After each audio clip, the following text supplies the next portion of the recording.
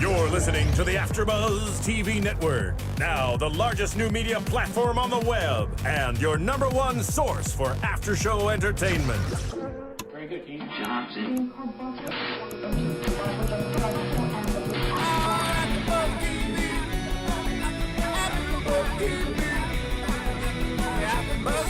The AFTERBUZZ Studios in Los Angeles, California. Presented by Maria Menounos and Bing.com and streaming live thanks to Akamai Technologies. This is AFTERBUZZ TV's The Newsroom After Show.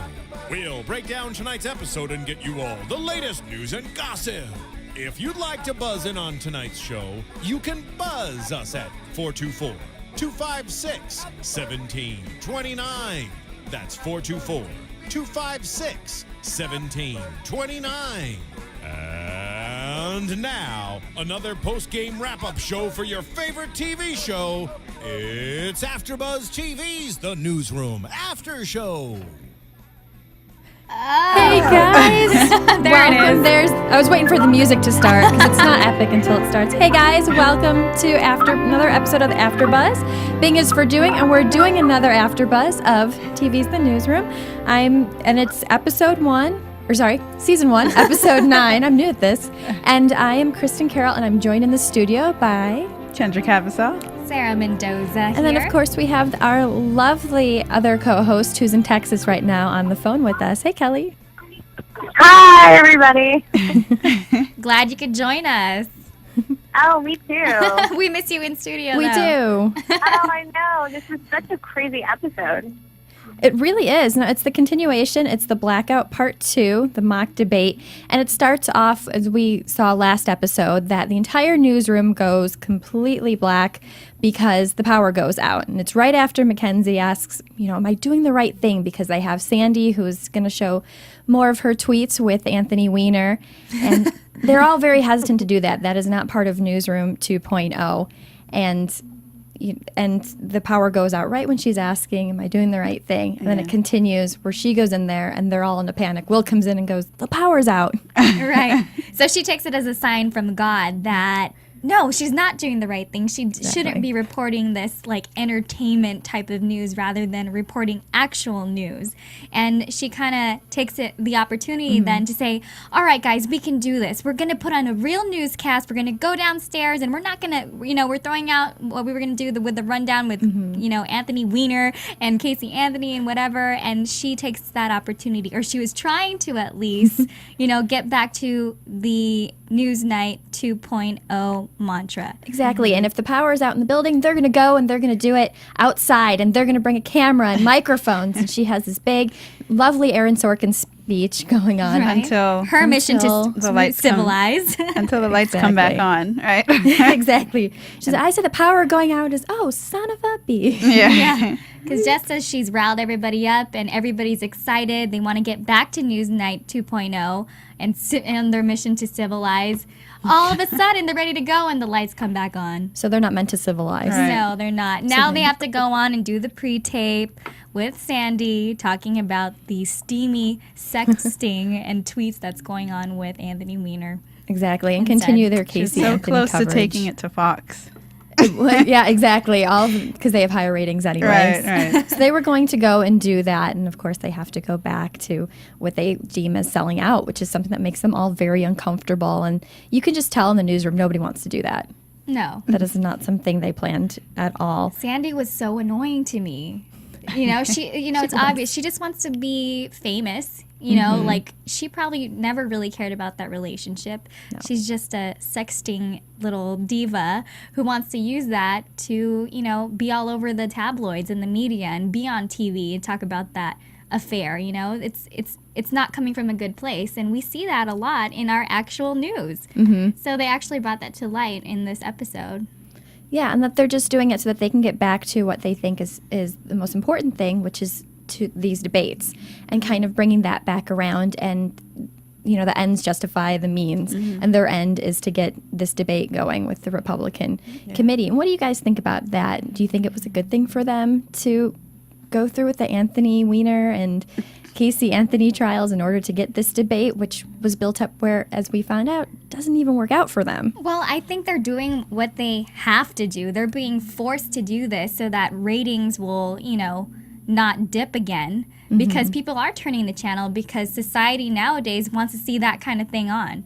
They're all about the gossip and the scandal, and, people's lives are what we want to see for news rather than the actual, issues that are going on in our society. Yeah, it's the ongoing debate of, entertainment. Do we keep the ratings or do we let them go? And I think Will is still concerned with the ratings, in the back of his mind. So, well, because of the fact that Leona, she's looking for any reason to fire Will, and if they're getting low ratings, that's going to be the thing that she can, say, we have grounds now to fire Will McAvoy. Yeah. He's not bringing any viewers. He's basically doing her job for him. I don't think he's really that concerned with it, though.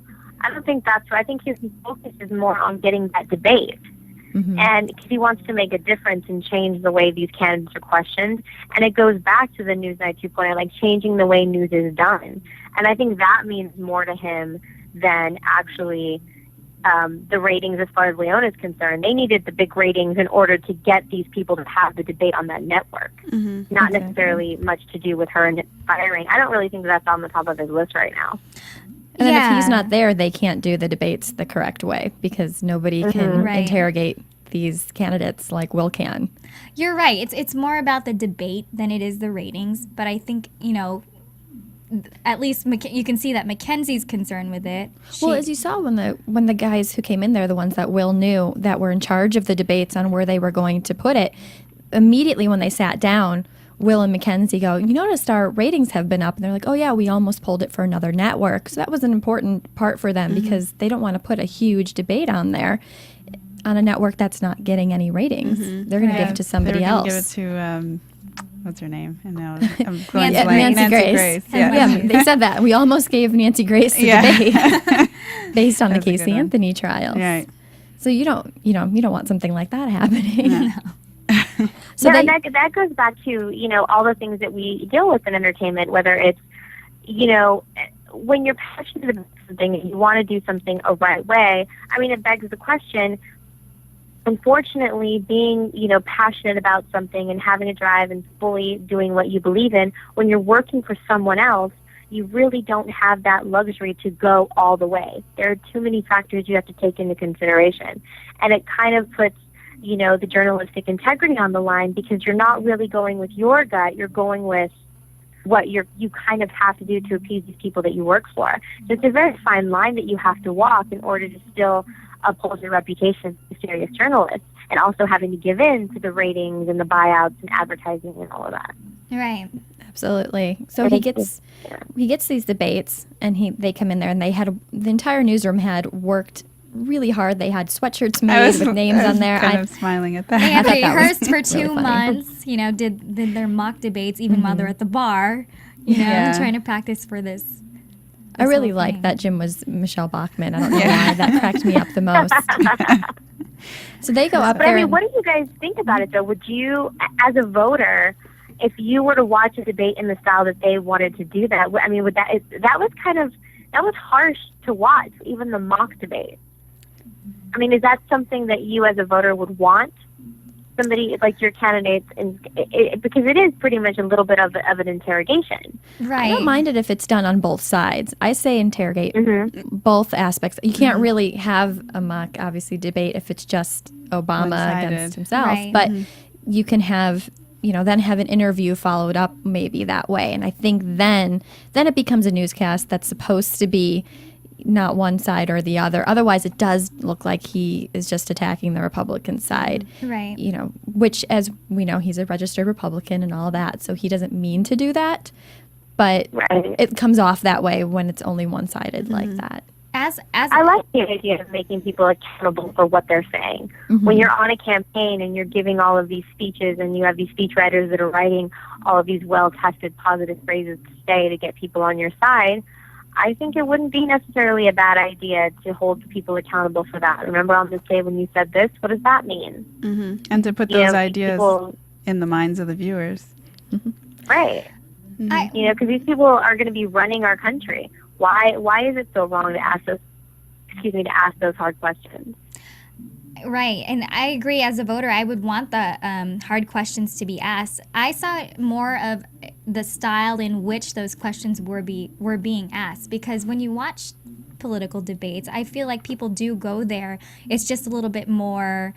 There's more of a structure to it, you know. Whereas here, it sounded like they even said they were talking about we're bringing them to court, you know, and they kind of just steamrolled all these questions to the candidates, and it was, yes, very uncomfortable, but at the same time we wanted to know the answer, you know, like we wanted to see, you know, separate the men from the boys, like who can actually respond to these questions, you know, and know what they're talking about and not just be BSing, because he was going there, you know, I don't even remember the questions that he was asking, but you know, in that kind of situation, you force people to answer, you know, from what they really feel, because it's impromptu, it's stuff that, you know, that's not cookie cutter, you know, let's give a polite answer type of deal. He was really going there, and it was, you know, it was, I don't know, it was uncomfortable for me, but They don't have a time to read their script with his questioning. Right. They didn't give them time to plan their answers out.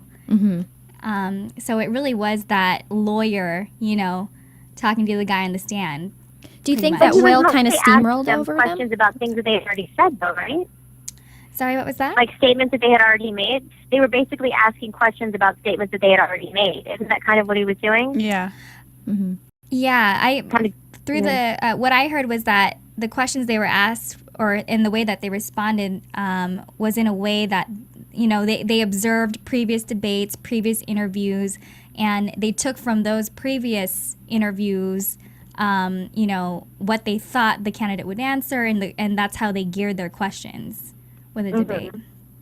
Well, I think Will's such a strong personality, too, that sometimes he does come off a little harsh, and I think that was another, perhaps, problem with the debate, was that, not that he should be nicer like he used to be. I think the questioning was good, but it did kind of turn into the Will McAvoy show, which is what it is. That's why you tune in, is for that. But I think they were a little bit nervous on how that was being approached. And do you think it was the Will steamrolling the entire candidates, or do you think it was justified in how it would have been presented? Well, it's tough because he already has that reputation, you know, so people are automatically going to connect Will McAvoy with that type of steamrolling, very harsh type of, you know, interviewing on air. So although I thought the questions were warranted, it's just even more intense and uncomfortable, because you know how he was in the past, and it's very reminiscent of that in this type of situation. That harsh. And he's just kind of scary anyway. Yeah. Right? You could tell, too, he's been stressed. Every time something happens that he doesn't want to do, he's been pulling out a cigarette in every scene. Yeah. Right. Yeah. It's definitely a part that I kept noticing. And even Brian brought it up to Mackenzie at one point. You know, does he usually smoke on air? And Yeah. You know what I love, though, is the whole team was behind it. You know, it wasn't just Will McAvoy trying to do this and, you know, try and, you know, civilize people on his own. Everybody was behind it. Defending him. Right, defending him. They were all for this type of debate. So obviously it wasn't just a Will McAvoy, you know, ego thing or whatever. It was everybody that wanted to get the truth out from these candidates, and they thought this would be the way to do it. Well, I love that. Even when you say that, that speaks especially to Don, who was given the opportunity then to have the debate, and he said, "Eat me," which was great. I mean, you said even his loyalty, that humanity that was brought into him, he didn't even want to sell out. And then they asked Sloan, you want to be a superstar? And she was, F you. She's like, me? F you.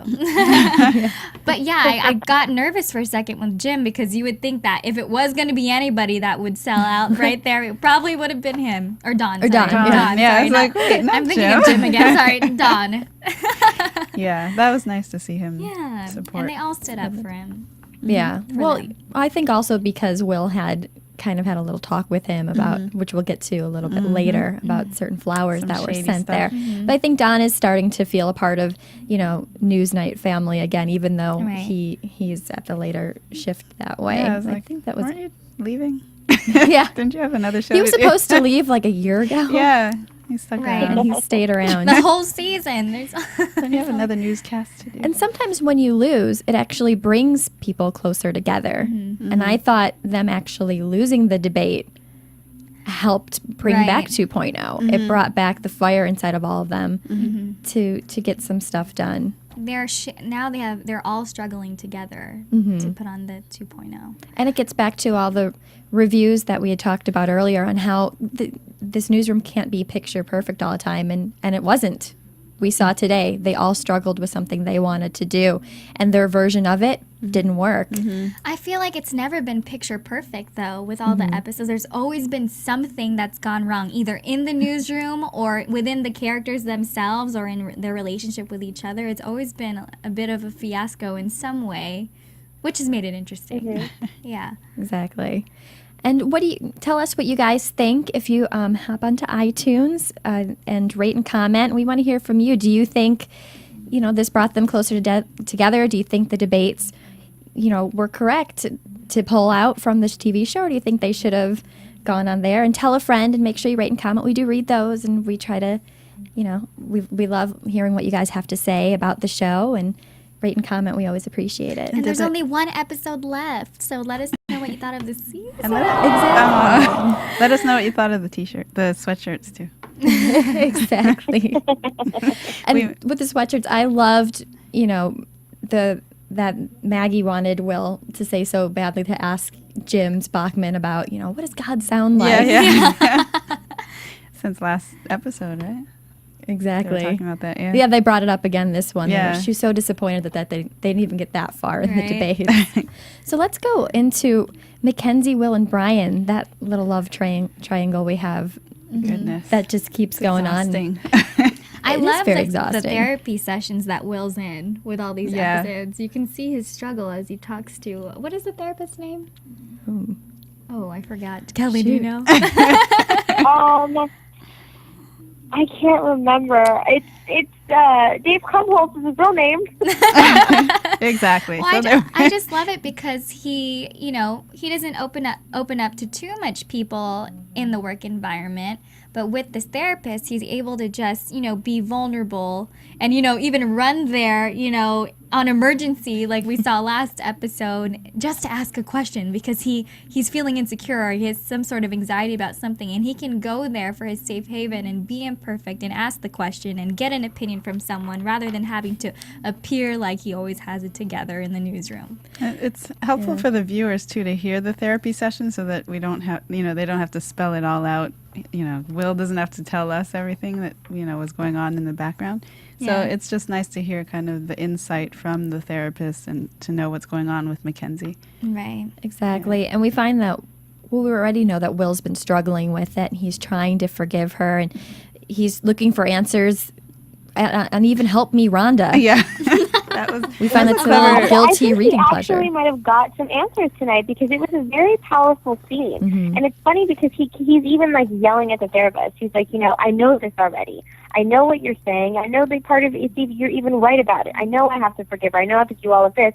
But why can't I? What's the difference? Right. And the way that he kind of spelled it out for him on both sides, I mean, it kind of, made a lot of sense. So hopefully a light bulb goes off and he can actually start trying to work it out and deal with it instead of being so angry. Yeah, I like when the therapist said you weren't rejected, you were betrayed, and that's why you Yeah. can't forgive her. And the whole part, I think, Will, obviously everything's always been about him, and for the therapist to blatantly said, you weren't part of this equation, this was all about Mackenzie and Brian, that's gotta hurt too. And that's a weird, different side that I think Will didn't get, that he kept asking himself, what did I do wrong? And even on Help Me Rhonda, Right. where it said, what is that girl doing wrong that the guy would cheat on her? And he kept thinking, well, what was I doing wrong? And it had nothing to do with him. Yeah. And that's the hardest part, when you have no sense of control. And here's a guy who controls the newsroom, everything else in his life, and this is one aspect, a relationship, that he can't control. Yeah. Right. Yeah, that was tough. You could see the aha moment he had then, but I still think he's going to have some trouble working through it though. Yeah, and we've all been there. That's when, for sure, your head is conflicting because like he says, like I know what you're saying, and intellectually yeah. it makes sense, but when your heart is just not ready, like it's gonna be tough, you know. Yeah. Well, we actually saw too, Brian is having some issues with this whole thing. Yeah. You know, there's a little bit of struggle coming from him because he keeps referring back to thinking that Mackenzie cheated on him with Will. Yeah, maybe he should You know, see so the I find therapist. that very interesting too. I think for him, in my opinion, it's more of an ego thing because she dumped him the last time. You know, I don't see real love, that coming from a real place of love. I think he's struggling with it because it's his ego. Like, oh, Right. Mackenzie left me the last time, you know, and now here she is in the same room as the ex that, oh, he cheated on, she cheat on me with him or on him with me? You know, like he's just, it's a territorial thing, I think, for him. And he's watching Will make what he considers all these different mistakes in the newsroom, and then he comes out, he can't even get his pants on, and Brian's sitting there wondering, That was the best. what That is was a good Mackenzie, scene. Yeah. why is Mackenzie in love with this guy that can't even put on a pair of pants? Yeah. Wait. Jeff Daniels' butt took up a lot of that screen in that second. That was so In HD. funny. In HD. What? How long is Brian's assignment? When's he gonna leave? I know. Probably at the That's end of my season question. one, that would be. Well, I know Mackenzie's pretty much trying to get him, you know, done with it, right? Yeah, Right. But then, enough is enough. But now Will, let's call him Jeff. Now Will's saying, can you deal with Brian for a couple more Yeah. weeks or whatever?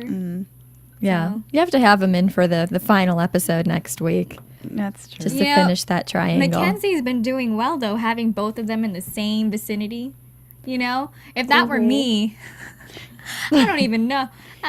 I'd be hiding in my office or What something. would you do? Yeah. What would I do? I don't know. I'm just saying. First, I'd go buy Will some new pants. And if you guys need some new pants, you can go to Amazon.com. This is true. You could go to AfterBuzzTV.com first, click the link because it helps us and it's great, you know, that we're able to still do this and connect to other audience members who watch all the different shows. But go to Amazon.com and get your pair of pants that fit or anything else. I actually used to do that for work when I used to buy stuff. I used to go through AfterBuzz TV and click See on the that for Amazon and buy items for that. So Cool. my work's supporting us too. So on to another. Well, it used to be a triangle. Now it's a square. We've got Maggie, Jim, Don, and Lisa. Yeah. And we talked on it briefly where Don's getting flowers from a lady friend, Jenna. Not Gina, Jenna. Jenna. If I was Will, it'd be Gina. Did they? They didn't read what the note said, right? No, all it Okay. said was, I think it was just to Don. Like, thank you. From- like, Yeah. what? Well, I love Jenna. that Jim signed for those flowers. Yeah. Yeah. And I didn't catch that till the end. But, Oh, wow. that was perfect. So Jim knows all along that Maggie's not being treated as she should. Yeah. Exactly. But And that he's not also saying shows anything. the kind of guy that he is because he's not going to get into it. That's none of his business, Right. you know. But he still was trying to spare her feelings by taking him to Will Right. and And not then- having him out in the open where she could see. Until Mackenzie says, Yeah. gather ye rosebuds while ye Yeah. may. Yeah. And he's like, I gotta gather my rosebuds. I gotta go tell Maggie. I thought for sure he showed up with roses then. Yeah. Just to Yeah. follow through on that whole It metaphor. was kind of like, and this is separate, but a Smash thing. Like they didn't have phones or something. Like he had to rush over to her house. Exactly. Right. Nobody has a phone here. Yeah, it's like TV land. But anyways, sorry. I Anyhow, digress. what do we think about that Don did that though? Did you guys think it was expected, or did it take you by surprise? Was it the friends were we're on a break? It's okay. Oh, you mean That's what I that was he did Yeah, that? that he did that. That he was going out with When girls when they with- broke up. It doesn't surprise me with his character. I Yeah. think it doesn't surprise me in most relationships, actually. I think when most people are broken up, I guess it depends on the relationship, but I just felt like their turnaround times or whatever you call it were so quick that there wouldn't have been time, you know? Like this guy must have been like, oh, lunch. It's been it's lunchtime. I broke up in the morning. Let's go on a date. And then Yeah. now Well, do it's you think- dinner. I think Don's the kind of guy, though, that can't be alone, because that could also be Yeah, why he Yeah. seems like he needs just a lot of attention. Probably. he likes to be the center of attention. From everybody, even with his Yeah. coworkers.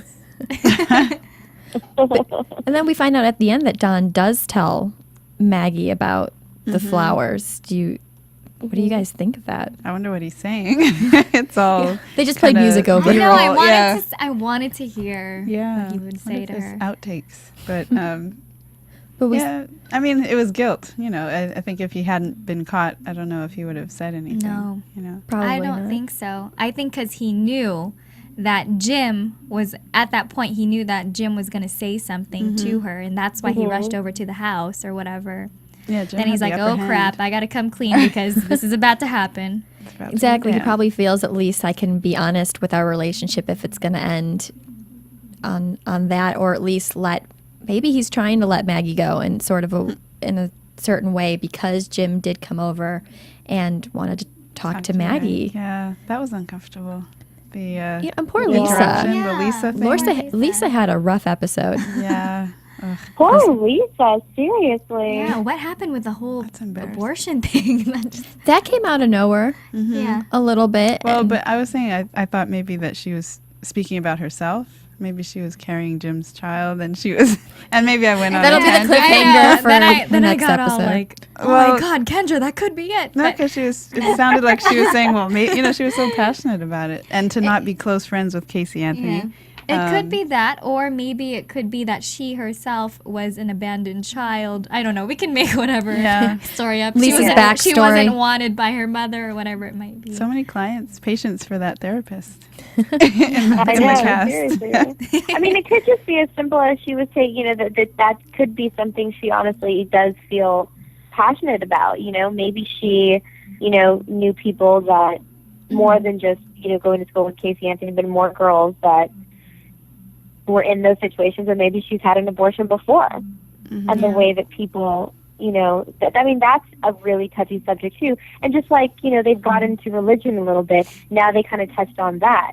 Those are really, really hard subjects to discuss without, offending so many people so easily. Right. Those are really, really tough topics to talk about in a diplomatic way. And I was thinking also that Lisa, she didn't want to be on that show in the first place, so she probably figured if she was going to be on television, she was going to use this platform for something maybe that she believed in. Right. I think after Maggie changed it, because when she gave her that card of things she could say, I think she just kind of went rogue and took it a step further. Right. She was on a roll. She needed more media training, I think, like more Absolutely. coaching. It was just strange. I thought what they were doing was so valiant, though, with her. Like, oh, we can't say it Yeah. ourselves. They're not going to let us say it. Well, we're going to have her say it since she's open to it anyways. And then she flipped the switch, and then it got awkward with the whole abortion thing. But you're Yeah, right. but at her job, geez, that was a little much. Oh, yeah. Yeah, the baby killer sign at her job later. Yeah. That was unfortunate because she's a nice girl, but you can't find that. I have to say, I loved when Jim went in there with Maggie earlier to convince her to go on. Yeah. Oh, And he yeah. loved all the dresses. Exactly. Yeah. As a heterosexual man that randomly came off the street, Right. that dress looks gorgeous on you. I would throw Tonys at your head. Who was You're the one the that worst said it would salesman ever. mean more if it was a homosexual Maggie, I man? think. It was Maggie. Yeah. Which is why I love them together. They Yeah. play so well off of each other, and Yes. it's so obvious. They're so awkward together. But and then it's what awesome. if it happens and then that kind of dissolves that magic? Because now, there's no tension, there's no There'd be a lot of anticipation. cute, awkward You know? pillow talk, I think, with them. We can't have them get together till third season. That's what I. I know That's you what I'm keep going. saying. But anyway, okay. So when we go with that, let's talk about. You guys have some news and gossip, right? AfterBuzz TV News. So one of the news things are lovely. We barely got to see him this episode. Terry Crews, who plays Lonnie Church, the bodyguard, he just got hired to join the cast of Scary Movie 5, which I thought was great. He's getting a lot I of work. didn't even know that was another sequel. Getting in the yeah. works, right? Yeah, Also in the right. news, Scary Movie 5 is coming Right. out soon. Thank you for that. And then Kendra, you were saying he also He's on, and now I lost the title again. The Stars Are in Stripes, I believe it is. on NBC. Yeah, with Nick Lachey and some of the other stars, and they're all playing kind of, I guess, they're going through drills, kind of army drills for charity. So that's an interesting bit of news. And Sarah, you said you had some. Yeah, so for all the Dev Patel fans, what's he up to? Well, He's actually in an independent film. It was an official selection at the Berlin Film Festival this year. It's called About Cherry, and it's a little scandalous. It's about a young lady who is caught up in the movie, what do you call it? Porn industry. The porn industry. And he plays the best friend of the young porn star. And that's actually going to be playing in select theaters starting on September 21st, so coming up next month. So for all you Deb fans. So it's going to be in theater. Yeah, select theaters. Okay. It's already debuted at the festival, but it's going to show in select theaters on September 21st, so be sure to look out for that.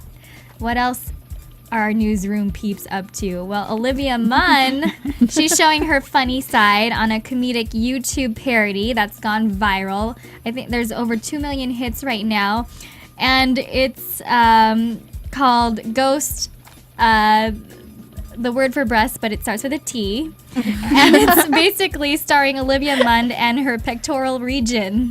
And she's a good sport. Synonyms there. I guess you're keeping it very PG. Yeah, I'm trying really hard Well, here. the newsroom, they're swearing on it, but that's okay. But she's a really good sport about it. Basically, it's about her fictional boyfriend is devastated because one morning they wake up and she's lost her tatas. So it's kind of shot like a horror trailer, and it's like, where have the tatas gone? I don't know. It's hilarious. You guys should check it out online on YouTube. Google Olivia Munn Ghost TIT something. Now that everyone's mixed up with what to search. I know, I'm sorry. I was trying to be PG about it. Okay. If you look up Olivia Munn, It'll show up. I'm sure. Olivia Yeah, on Munn YouTube, boobs. it'll be one of the top there. ones. But yeah, she's a good sport about it. It's not like raunchy or anything like that. It's actually pretty hilarious. Well, kind of going back to the newsroom episode, I want to touch upon briefly the Olivia Munn and Neal's interaction. Yeah. Which actually was a decent part of the story today. Oh yeah. That he's trolling her and also talking about, her tatas as well. Laughing about that, yeah. They're a topic of discussion on all the message boards, I guess. Yeah. But they did find out that Neal found out at the end too. By doing this, he found out who the death was threat making the person threats was. to move to Will, right? I thought that was very important, and it's nice to see Neal get a. Yeah. Maybe we'll see him as a reporter in the upcoming seasons Right, too. and not just a ghost blogger. Yeah, because in the beginning of the season, well, on HBO, you can see little kind of snippets and interviews with Aaron Sorkin and the cast. And I think he said that Dev's character was not necessarily supposed to be a main character, but they kept kind of finding things for him, and it's worked. So I think everyone's big fans of his. I'm a huge Dev Patel fan. Yeah. Me too. He's great on this show. I was just reading an interview as well online earlier today that he was saying with this show that he had a kind of Wikipedia politics to keep up with it. He goes, I'm not nearly smart enough for this show, which he joked about, which was great. Yeah, the Wikipedia thing was funny too. So what do you guys have any predictions for the upcoming? And now, your AfterBuzz TV predictions. Kelly, you want to start us off out there in Texas? Oh my gosh. Wow. I think, I don't know. There's just so much going on. I think Will and Mackenzie just need to get married on the season finale. Like, that's it. This is enough already. Shotgun wedding. Shotgun wedding. Let's do it. We should there should be like 3 shotgun weddings. It should be like him and Mackenzie, then Jim and Maggie. And Brian can be the officiant. Right. Maybe Charlie and Leona need to go out for a night on the town. There's a lot of tension there. Yeah, that'd be cute. Get the stick out of her rear end. A little bit. Is that a little? Jane Fonda, watch out. I know. Sarah's coming for you. Don't you dare shut down ACN. Goodness. Well, then we see her coming back in the previews. Oh yeah, Will's fine. To fire somebody, yeah. Sarah, what do you think? What are your Do we think predictions that's with gonna that? stick? Well, obviously, it's gonna be a cliffhanger. I bet you it's gonna be like, you're fired, and then roll credits. Then we're gonna have to wait till next season to find know out if it was true or not. Right. Yeah. I'm gonna have withdrawals, guys. That's my prediction after next week. I know. How long are we going to have to wait? When's the next season going to roll around? Sometime in 2013. Yeah. Oh, man, that sounds Yeah, I think we're going to have to wait until like almost next summer. But, maybe they'll surprise us and do the whole thing where they get them done faster and it'll be like Girls and they're back in like 6 months. Oh, That would be might good. be. yeah. Mm-hmm. Yeah, because, well, in HBO, you got to go through a few other shows first. 'Cause Boardwalk's up next and goes back around. Yeah. Kendra, what do you think? What are your predictions? Oh my gosh. Like Kelly said, there's so much going on, but I mean, I think the whole square, the love square, will start to kind of Become a line with 2 dots. Well, not get resolved, but I think, Lisa's going to find out that he wasn't really into her, but I still I'm worried that if Mackenzie and Dawn get together, it's just going to fizzle. Not Dawn, sorry, Jim. There's so many names that it may fizzle. So I'm worried. They may need to stay apart, like you said, until season 3. Do you think that Maggie will forgive Dawn then with the flowers? What do you I guys think it's an easy out for her to race into Jim's arms. I think we Sorry. see that she kind of does, for next episode at least. Because she kissed him, and But they always do this back and forth dance, and it's Well, I because just he's wanna going snap her out of to it. rationalize that it was on a break, Right. Yeah, and absolutely. yeah. We'll see, I guess. Yeah, it'll be interesting to see how they do all that. And then also Mackenzie and Lonnie discover Will on the floor and he's in the hospital. It's kind of unexplained, but then he ends up back in the newsroom earlier. But here's a guy who's just under a lot of stress. He's going to be fired. I know. His ex-girlfriend's in there with the guy he cheated on, although granted that's part of his own doing. Right. I was thinking at first, like, oh, is this the doing of the death, the guy making the death threats? Like, did he do something or whatever, or she or whoever it was? But Oh, right. could be that, or it could be his health because he's so stressed out. I don't know. Yeah, I want to see what Neal does with this information, or is that kind of it now that they discovered who it was? It ended. But And how serious the threat is, because it might be just, internet comments.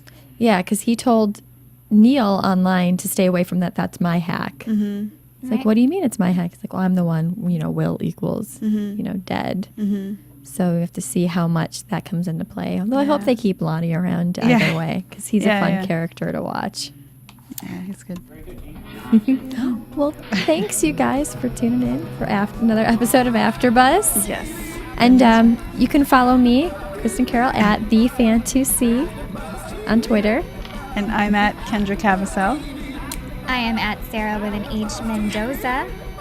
And then, of course, And you can follow me at Kelly with an IE079. so thanks you guys again. And Catch you next week for next the week, the finale. final episode. That's so sad. I know. I know. Well, thanks, guys. I'll see you back in studio next week. Thanks, Kelly. Thank Have you, a Kelly. safe. We miss you. From Bye. Bing.com, executive producers Maria Menounos, Kevin Undergaro, Phil Svitek, and the entire AfterBuzz TV staff. We would like to thank you for listening to the AfterBuzz TV network.